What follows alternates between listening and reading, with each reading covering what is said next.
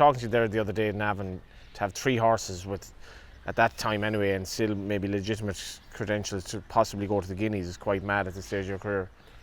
Yeah, sure, it's a lucky position to be in. We've had only a handful of runners in the Irish Guineas, and thankfully they've all run very well. And so we'd love to win it if we could, and we've got fillies that might give us the chance to do that, and hopefully in a couple of weeks' time we'll get them there. Who's in the barn here or so? Sure, you've a Lilac won the Guineas trial there in Purple Lily. Slight stamina doubt maybe in Navan or no? Yeah, look, I tell you, she'd only one run as a 2-year-old, and I was keen that she got some experience, so she won well over the mile against Colts, which was a big ask. And this race, I had the Irish Guineas very much in mind for her, and the Salsable sort of fitted in the programme.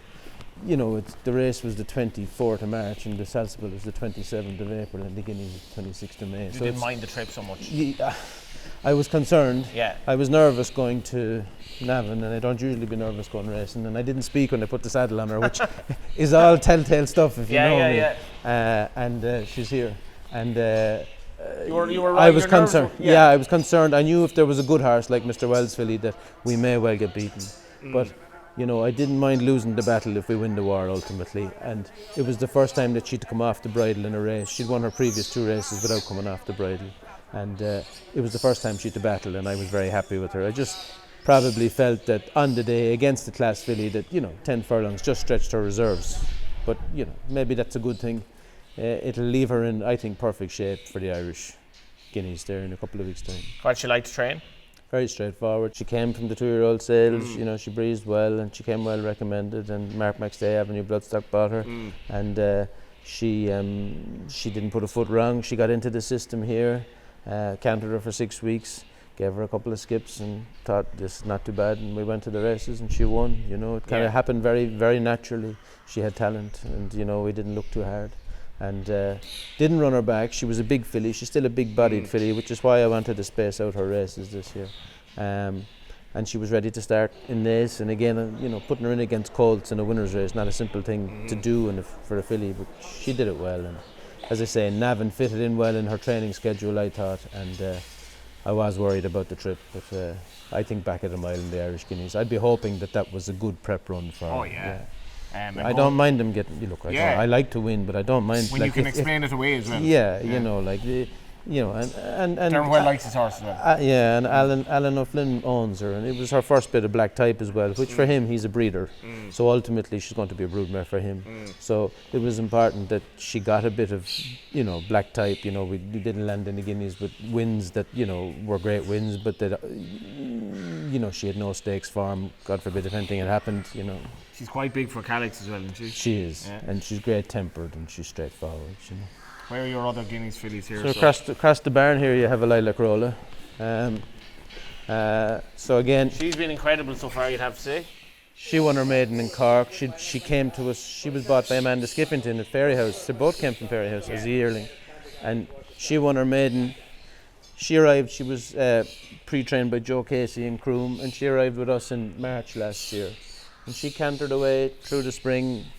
You just cantered away, no problem every day. And I think she started in July. Again, not masses of fast work done, couple of breezes.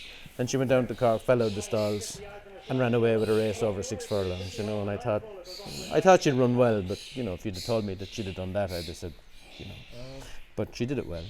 And so she was in good form at home, and we took her to the Curragh 10 days or 2 weeks later. And she beat Opera Singer, and that I was worried going 7 furlongs because she's by Harry Angel. Yeah. But she's on the dam side has plenty of stamina, and it was a tough battle. Her and Opera Singer both carried a penalty, and Red Viburnum was behind them. It's all right form, isn't it? Yeah, it's good form. And she was tough on the day on fast ground.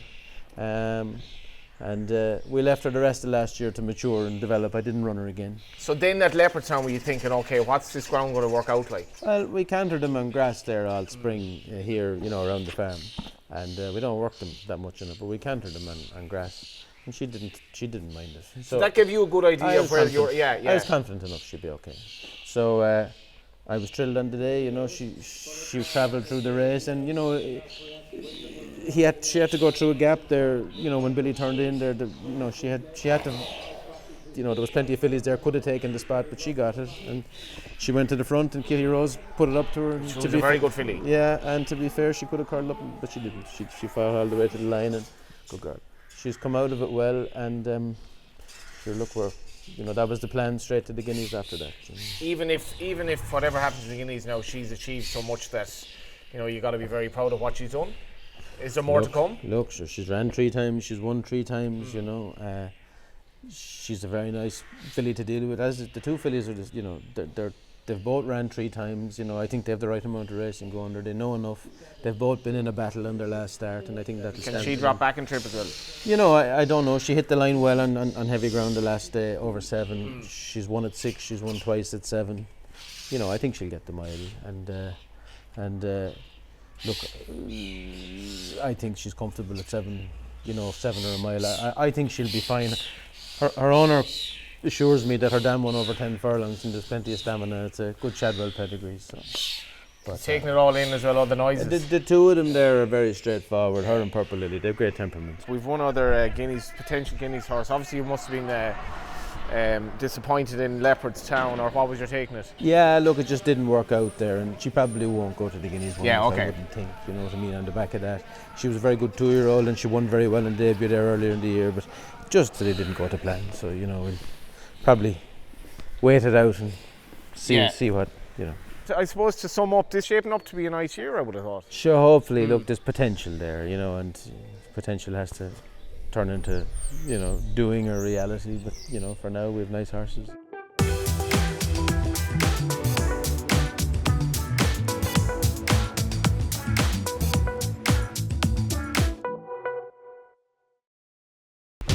Watch live racing now on racingtv.com.